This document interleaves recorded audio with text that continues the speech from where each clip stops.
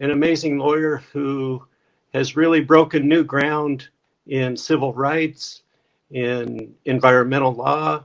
He has defended the homeless in Denver.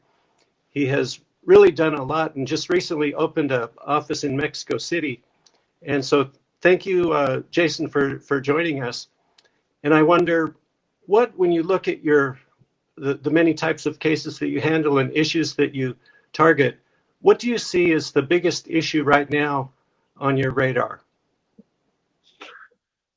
Well, one of the things this job allows me to do is to do a lot of compare and contrast in ways that other people perhaps can't, and be able to see the workings of the system and the inequities of the system on a really forceful and disturbing daily basis.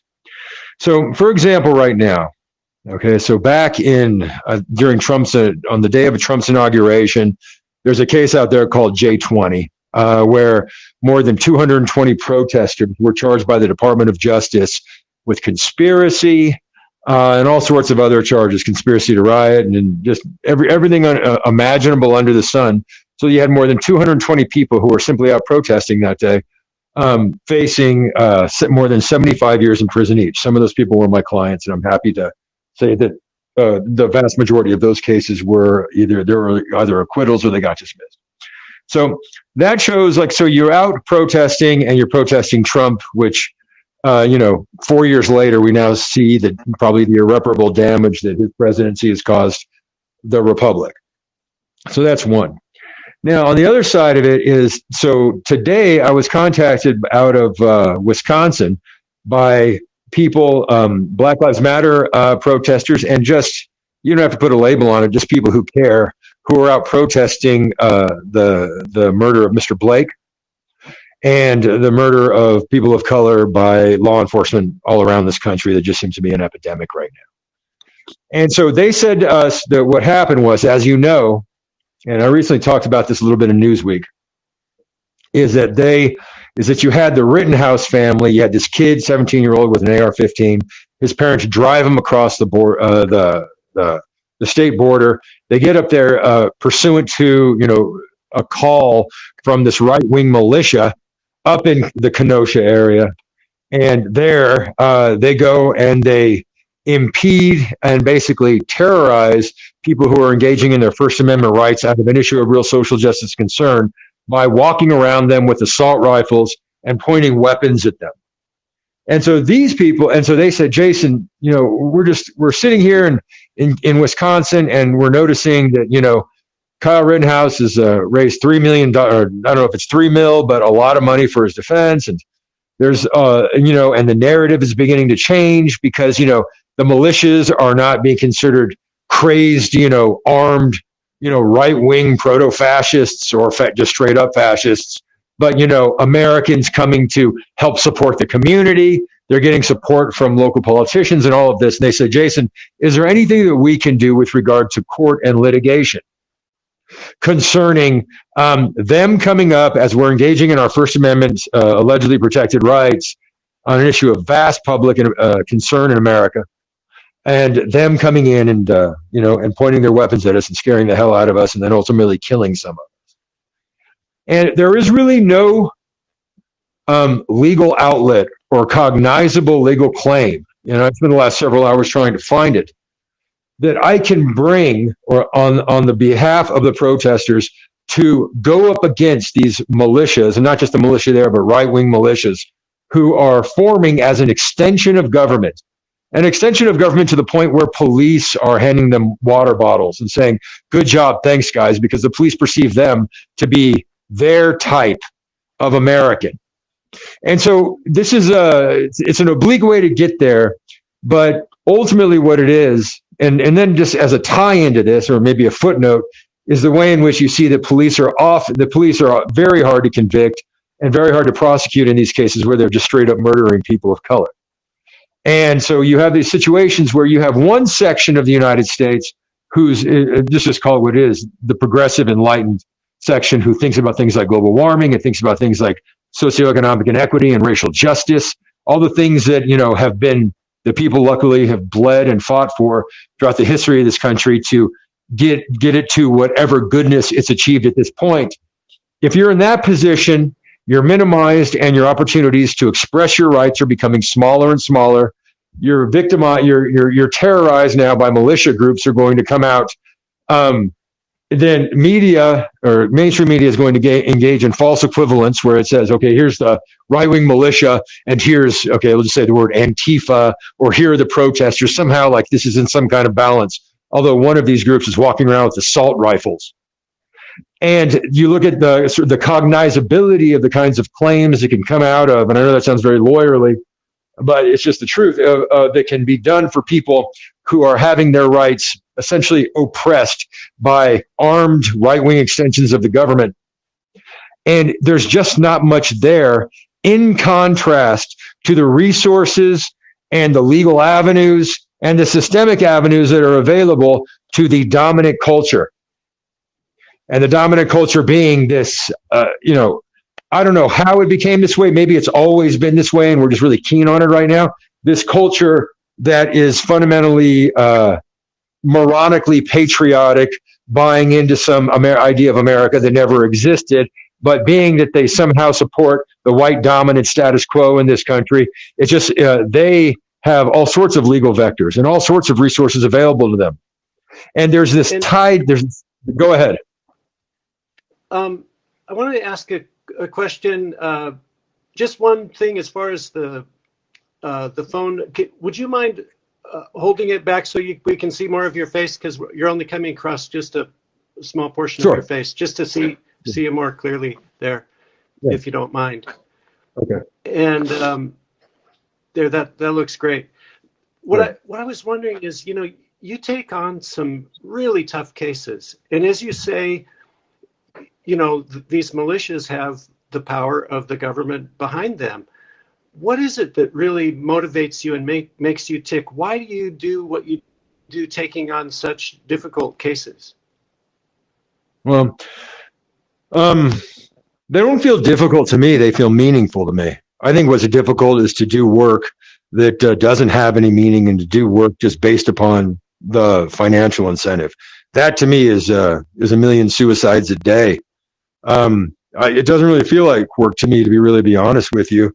If it has some meaning for me and I feel like I'm connecting to something larger than myself. Where I start to feel miserable and crushed and beaten is when somebody's paying me $350 an hour to take their case that I don't really find any meaning in, and I can't identify myself as being as the work that I'm using my life and career and abilities to put into this case is actually improving the lot, improving the human condition as it exists right now in a pretty screwed up world. I guess, so that's one. It's really not that much of a choice.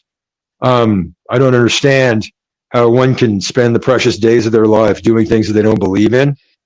And then when I was a kid, my father went to prison when I was 12 years old as part of the drug war for a very long time. And when you are ripped out of this world, the comfort of America, this sort of this ensconced insulation of America, and you begin to see the real workings of the system and the differentials in class and the differentials in the way in which people are treated, and the rights afforded to people and the views of people and the lens in which through certain people are seen. It just makes you very keen in a way that is just really no more complicated than walking across the sandlot and seeing a big guy picking on a little guy and just feeling compelled to walk across and say, hey man, lay off that little guy. That's about it. I'm just amazed that, remember when we met, if you don't mind, I'll just explain that I was working as a correspondent. I had a story that I did in Cuba about Charlie Hill, a fugitive who was involved with the New Africa movement when he was younger, and he and a couple other of his compatriots were connected to the murder of a trooper in New Mexico, and then the trio hijacked a plane, went to Cuba, and then you and I have discussed some of your trips to Cuba, and one thing that fascinated me is that you really tried to get to know Cubans. You didn't go to a fancy hotel. You went to a low-end hotel and you spent a lot of time just talking to Cubans. You must have a real kind of empathy toward people who maybe could be taken advantage of, or somehow, I guess it would be in some cases the powerless, people who have less power. So what is it that draws you to try and get to know? And the homeless in Denver. I mean, that's another case where you defended the homeless in Denver. What is it that draws you to it's more like what I can answer that again by way of what I don't understand is like, where does this compulsion come from? Like, if you look at them, the people who just automatically want to support power and the establishment without questioning it. I mean, it's like all of a sudden you see like, oh, there's a corporation, it's doing this and this. I'm going to give them the benefit of the doubt. Here's the government, doing X, Y, Z. I'm going to give them the benefit of the doubt. What I don't get is this like immediate rush to give power systems and powerful people and rich people and these entities that have controlled human lives since day one, and especially control, influence society in America now. What is this like weird rush to always want to say, oh, I trust you. Oh, for sure. Whatever you say, I'm in. It's something I have no comprehension of. It just comes from a basic question of, well, wonder what's going on here. That seems a little odd. I don't feel like suspecting anybody of anything, but hey, you're not supposed to dump, toxins into the river. That's not good for anybody. Or, hey, there's 500 homeless people. You probably shouldn't be herding them up and taking them to some place because they're human beings too, and they have rights too. And then in Cuba, it's just a matter of questioning. And it's something that people just don't seem, or I think some people really engage in it and think, hey, I'm going to think and I'm going to question. And then other people just seem to want to buy whatever party line is being shoved down their throats at any given moment with relish. They really enjoy it. So I don't get it. So with Cuba? Well, first off, it's really interesting. Secondly, as an intellectual measure, why wouldn't I be interested in a society that has had, to some degrees, with some massive failures and some things I absolutely object to, but also has had a different system that has had some successes with people. And I want to see how that has impacted them. And then plus also, the Cuban people are great. Yo hablo español, o al menos, intento. So I get in with them, and it just broadens my ability to question the waters in which I live. I don't understand how or why you would want to live if you don't understand that you're actually not the center of the universe, and that the dogma and the propaganda and the party lines that you engage in aren't the only options that are there. Hey, at the end of the day, they may be the best options that are there as far as I know. But at least I'm going to ask and check them out a little bit and see what's going on before I just blindly say, hey, this is the greatest, MAGA, or whatever it is. It's just not, it just seems like a really boring way to live to me. And have you suffered any reprisals, or has the government ever targeted you because you are always taking on the government? Yeah. So anyway, the way they do that as a lawyer is in two ways. Is that the way is that one is that if you're representing a case and you're putting a ton of energy into it, and you're doing it in a way that maybe other attorneys and other professionals wouldn't want to do, the kind of passions and time that they would want to invest in it, because as I said earlier, they're more restricted and driven by things like money rather than meaning. Then what they do is it's a new move, is they try to disqualify you. Is that district attorneys and United States attorneys, is they try to disqualify you, to get you off the case, so they can find somebody who is actually just going to hold and maintain the semblance or the illusion of fighting for rights in these cases, basically go along with the plan. So that's one way, is they try to disqualify you. It's like the new prosecutorial move, is that at a certain point they take the lens from the defendant or the issue and they turn it on to the attorney. And then so as a way of intimidation. And so, you just get used to it after a while. You get callous to it. It's just almost like you roll your eyes and say, here comes the intimidation. I guess it means that we're doing all right. And then the other way is they do sanctions, is that they try to just bar you or say, we're going to go after your license. We're going to go after what you do, the way you make your living, because you're not going along with the overarching plan, which is to basically accept the legal status quo and not to try to use the law in innovative and creative ways, but just accept it what it is. Look, anytime that you have a conversation, or I'm going to say this, I don't really have too many brainstorming sessions or conversations with too many attorneys about what we ultimately decide to litigate. For the following reason is that if you have some ideas and you think the law can be pushed in a certain direction or rights can be expanded, and you ask, the majority of attorneys, hey, what do you think about doing this? You're going to get the answer, don't do it. No, that's bad. You can't do that. Like for the Denver homeless class action, nobody would take that case. Nobody. And if you asked, what do you think about doing that case? It was an impossibility. And it's been several cases like that. So tying that back into, coming back to a place where being driven, I think that's wrapped it up. I don't want to ramble too much. So go ahead. Okay. So over the past 3.5 years or so, a little bit more than that Donald Trump has been president, how have you seen the political climate change, if at all?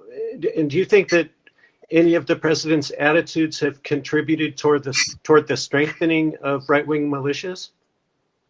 Sure. They feel empowered. They feel justified. Okay. It's an interesting question because on one hand, depending upon what sector of America you're from, if you're from the lower classes, probably not much has changed. It's been the same story since day one for you with regard to your rights, your options, your access. And if you're in the wealthy zone, it's been pretty much the same trend since for a long time now, is that you're just going to get further tax breaks and and be afforded greater opportunities to concentrate your wealth. But I think with Trump, what's interesting is it's the first time that it's hit this sort of real discomfort and real fear for the loss of the quote unquote republic has hit middle and upper class liberals in a way that unnerves them. And so I think they're waking up in some ways to what many people have known all along, is that this idea of America is nothing but a facade. This idea of a free country where everybody's equal. It almost sounds absurd and ridiculous just reciting the party line about America actually is. It's maybe potentially like that for a few people in a very small sector of the populace. But for most people in America, it's always been a kind of a rightsless, voiceless slog in which you are, to add to your frustration, you're told that anything is possible. Well, in reality, you're pretty much either, for some people, for some sectors of society, you're consigned to poor education, probably consigned to jail, consigned to an early death, but mainly don't have the same access to the legal system or to the rights that are purported to be part of, the American birthright that, the upper classes do. So I think if anything, Trump has shone a light on this and revealed the kind of corruption that's always been at the core of it, except, probably added a little bit to it in the process that really is just like, wow. You're just looking at it, you're sometimes just like, geez, this guy, this is just some blatant corruption going on here. And then it's almost like, if you're sort of used to it, it almost becomes just sadly entertaining, to be honest with you. And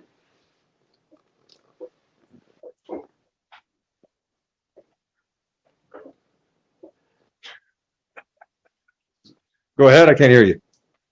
oh yeah, the audio cut out a little bit. So Okay. why did you decide to open an office in Mexico City? Well, first off, I love the town. And secondly, as it just feels, America, in all honesty, it's the hard part about, it's not to say that human beings are human beings, but the hard part about America is the normalcy. And so if, for example, it's when that what we're doing is contributing to global warming, when about the injustice that's happening out there, and you walk out and people are still just saying dumb things over brunch. And you're like, okay, great. Well, and not to say they're not saying dumb things over brunch in Mexico City, but at the same time, it's just there's an insulation here that just at a certain point just is stultifying. And you start to, and if you're trying to think and actually live an engaged life in which you are trying to think through issues rather than just assume the party line and just and not really view your life as this one chance you have to, I don't know, to live, lack of a better term, then it just gets it gets to be too much. And they just need to break out of the stale air that exists in this country and the apathy. And I'm not saying that other places don't have stale air and apathy, but the mere act of being able to get outside of this insulation energizes me. And then secondly, is that there's a lot of fascinating human rights issues that come out of Latin America that impact the United States, and that fascinating human rights issues that come out of the United States and impact Latin America as well. So in there, it just feels like by opening up the practice there and opening up an office, it's a way to get even more on the front lines of what's happening in the world without being caught up and maybe losing time and perspective to a lot of insulation that comes with living in the United States 24/7. Now, as a lawyer working in Mexico, you've defended people who are caught up in immigration cases, or is there a particular focus of your practice there? Well, yeah, I mean, what I do mainly is focus on human rights, not so much immigration. Immigration is its own sort of thing. It's more administrative, but focusing on human rights cases like multinational corporations that are, exploiting populations that are easily exploitable or not that sophisticated, and in order to sell them more goods while also poisoning the land and also using and exploiting resources because legally they can assume title and property to those resources.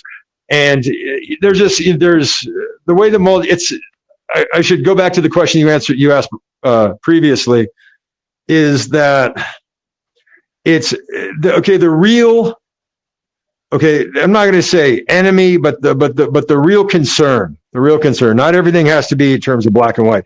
The real concern here is not even so much governments right now, it's multinational corporations. You look, governments are almost weak compared to the power of multinationals. And so the work that we do in Mexico City and in Mexico and Latin America is, and this is what we're building toward, is taking on the multinationals who are exploiting people. And that goes back to the question that you asked prior, which is, what does it mean? Why go into Mexico City in the way that we have? And in some ways for us, it's like opening up another front in being able to understand what U.S. multinationals are doing in other places and in third world countries, and be able to take them on there while having a stronger connection to the people who are being deleteriously affected by them and injured by them. And I wonder if you think that you'll still have, I'm not sure if we lost our audio here, but what I was wondering is, okay, suppose Donald Trump loses to Biden. Mm-hmm.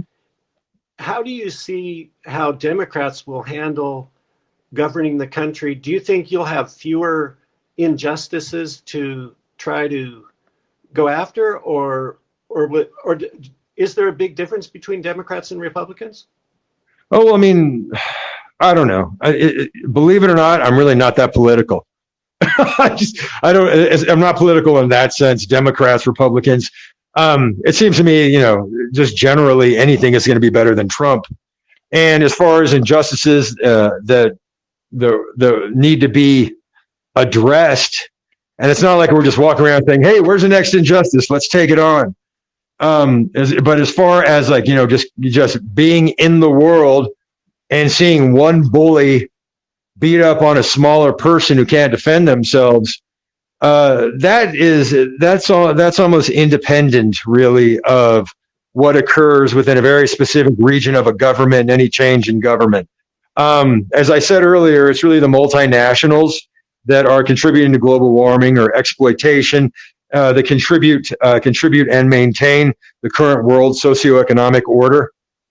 I don't see that changing too much. I hope it does by putting on by having somebody else different in there. But those things are just going to keep on going until, I don't know, they may just keep on going forever. All I know is that on our watch, on my watch, if I can do something about it, why not? Okay, I just have one other question, and then I leave it to you to see if there's something that you wanted to talk about that I didn't ask about. And the last question I have is, what are some of your goals for the future? You know, you've done a lot, you've covered a lot of different areas in the law, a lot of different issues. Is there something that is on your horizon that you are thinking about that you would really love to tackle? Well, personally or professionally? Both. Okay, well, personally, I'm on to a certain place where I've been thinking about something and really confronting something. That is becoming more and more important to me. Is that you can't control what's happening in the external world. You can't control people's opinions. You can't. There's nothing, and who would want to anyway? For God's sakes, let everybody do what they're going to do. But you also can't control the progression, the trajectory, or the anti trajectory of your own life. You can just fight and do the best you can. So personally, I'm just getting into a place where there is the kind of an irreducible component that I'm trying to cultivate within myself that remains in a good place that has a very realistic take on this world and that enables me to actually enjoy living in this world without being affected by whatever is happening in the external. So that's a personal, and that takes a long time to get there, but it's something I work on a personal level. On the professional level, it's, you have this rise of armed militias.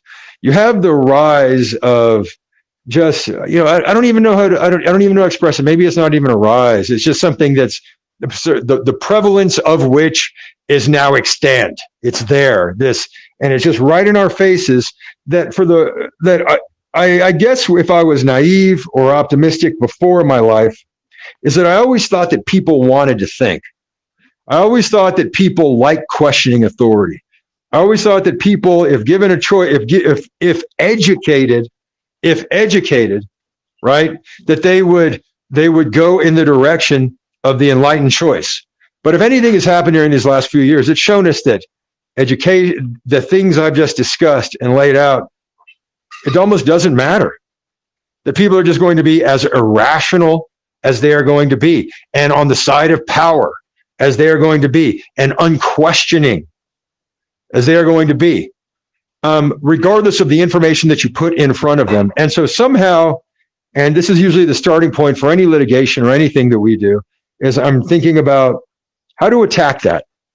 How to make that uncomfortable, that position that I guess you would call comfort of non-questioning and irrationality and accepting whatever you're told and believing whatever they've told you.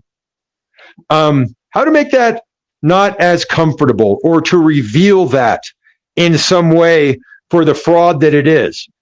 And not just that it's a fraud on the people who actually engage or slide into that, but the way in which it affects the rest of us.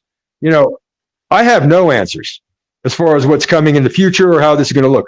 All I know is on a day-to-day basis, I can just try to use my intellect and think about things and not fall in line with any dogma and not believe something because somebody on the right or somebody on the left said it, or feel like I need to be any kind of specific person.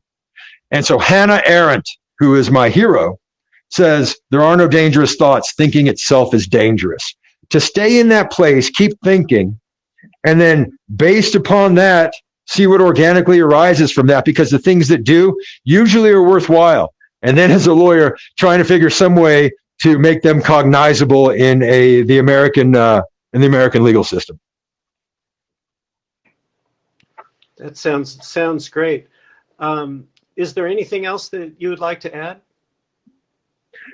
No, I just think you're doing amazing work, and just keep it up. Just the democratization of anything. It's wonderful, but at the same time, it also requires of each of us a greater responsibility. The more we're going to put ourselves out there, the more we have to challenge ourselves and challenge our beliefs, challenge our identities, the things that we take for granted, the water that we swim in and don't notice.